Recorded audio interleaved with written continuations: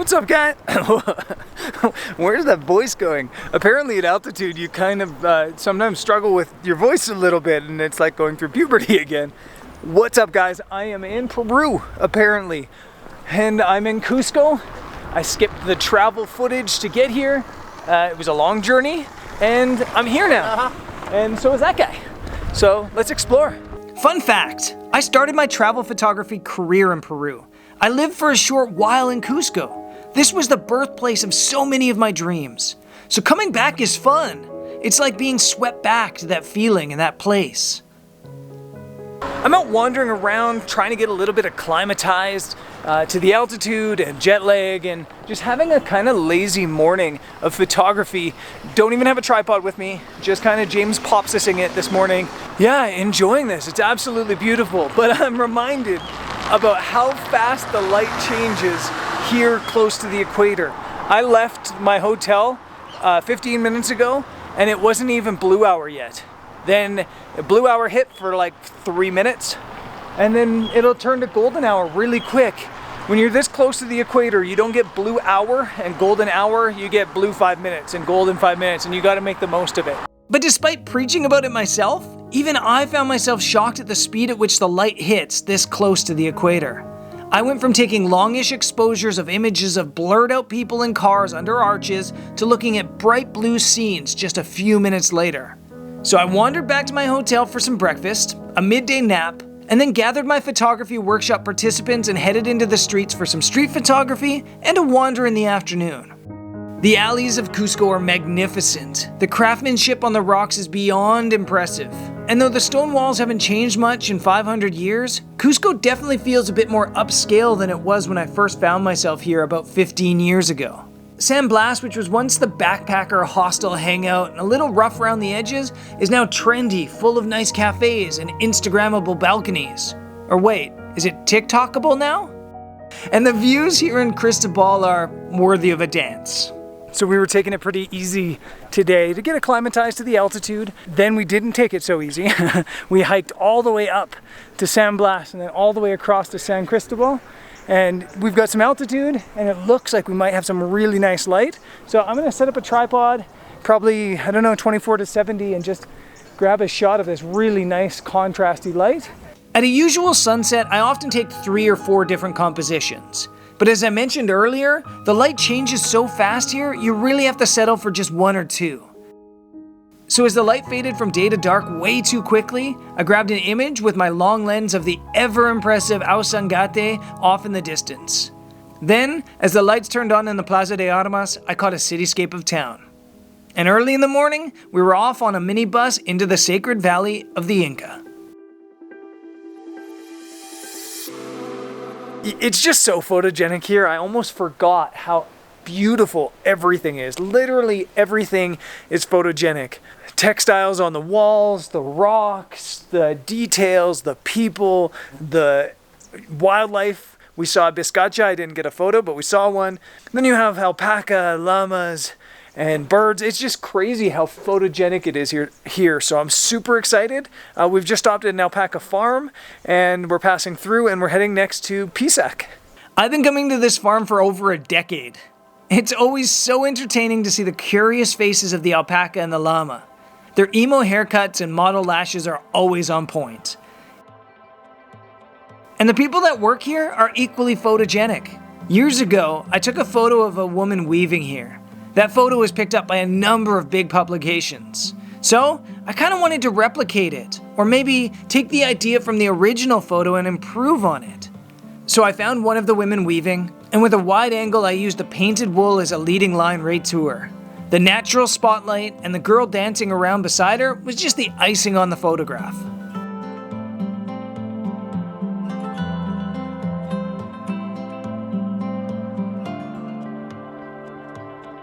From the farm, we pushed to Pisac. These ruins are like crop circles caved into the mountain. And though the light isn't really good for photography, the ruins are always worth a visit.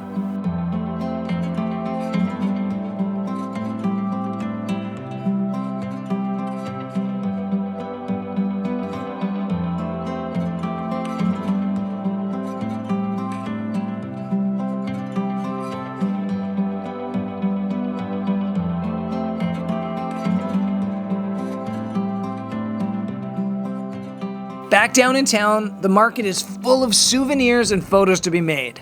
And I'm not sure if it's the pandemic that's changed things, but the previously camera-shy Quechua people that sell their wares in the market have seemed to open up to the idea of being photographed.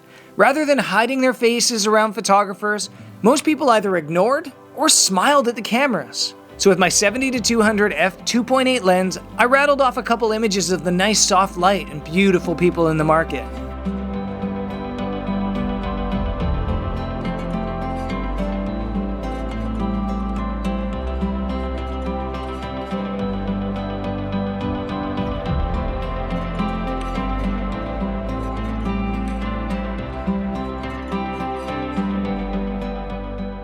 Okay, we just ate way too much lunch, and I'm struggling, not with the altitude anymore, but with a full belly.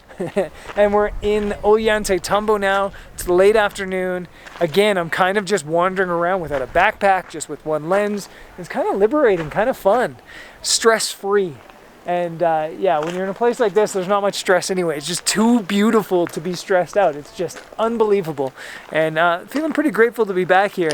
It's like the 12th time coming here, and it's still awesome. Every single time I visit Ollantaytambo, I say to myself, I really need to spend a night here and do some proper low-light photography. I've never done it. And this trip isn't any different. But still, the ruins are so beautiful to photograph nearly any time of day. This place is so special. And no matter how many times I lift my eye to my camera's lens here, I'm still impressed.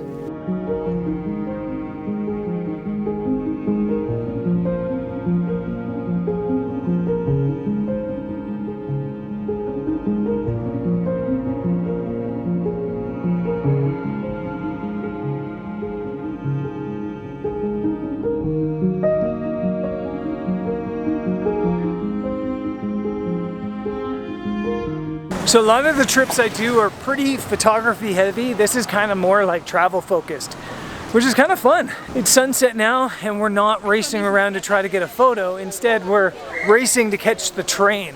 So we're taking the train now from here in Ollantaytambo to Aguas, Calientes, which is the base of Machu Picchu. There was a lot of buzz around the train and I wasn't sure why. There seemed to be a bit of a fight even to get on the train, as if it was the last one for a while. But little did we know, it was. And more on that later.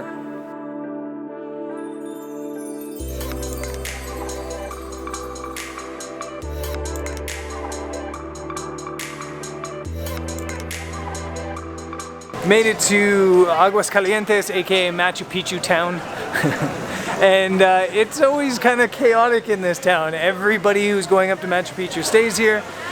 And yeah, it's kind of crazy. You're here in the rain and the cloud forest and almost feels like a Southeast Asian town.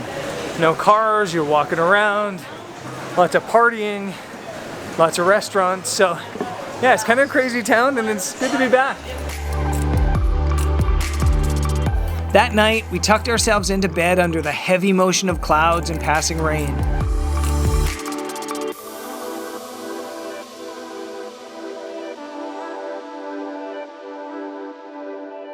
By morning, there was a calm over town. Usually, the mornings here are a buzz of noise and activity. Why was it so calm? Like I said, more on that later. Had a really solid night's sleep, and it's like 10 in the morning, and Machu Picchu itself is around, actually that corner and up, and we're gonna walk that direction, but we're gonna go to a butterfly garden.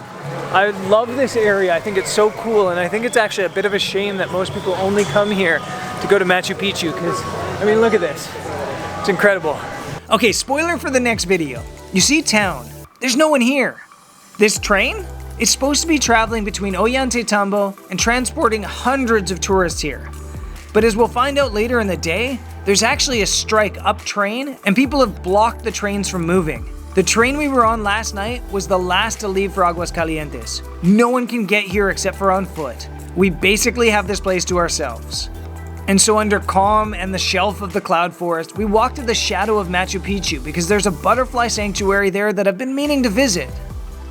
According to the ranger, there's 376 different types of butterflies here in the area. The crazy thing is, each butterfly makes a specific plant their home. there's a corresponding plant to every butterfly. We grabbed a couple photographs of the butterflies and some of the birds that descended to snack on a papaya that was left out, and with heavy anticipation, we left to prep ourselves for Machu Picchu. A little bit of everything on today's video. I'm trying to swing back more to the travel. Still have the photography, but at least have more emphasis on travel. When the pandemic happened for 2 years, I missed photography, don't get me wrong, but I really missed travel. Like, this is what gets me going. So I think that it's important to focus on the things that get me going. And so look for the channel to still have photography every single video, but maybe more of a focus on the travel as a primary function and the photography as just a part of what I do every day while I'm traveling. As for traveling, Machu Picchu's up there. I can actually see the ruins, and that's where we're heading on the next video. They've made tons of changes to Machu Picchu to make it way harder to photograph, and I guess that's what we're gonna figure out next time, next video, if we can still photograph it cool. So let's do that. I'll see you there. Peace.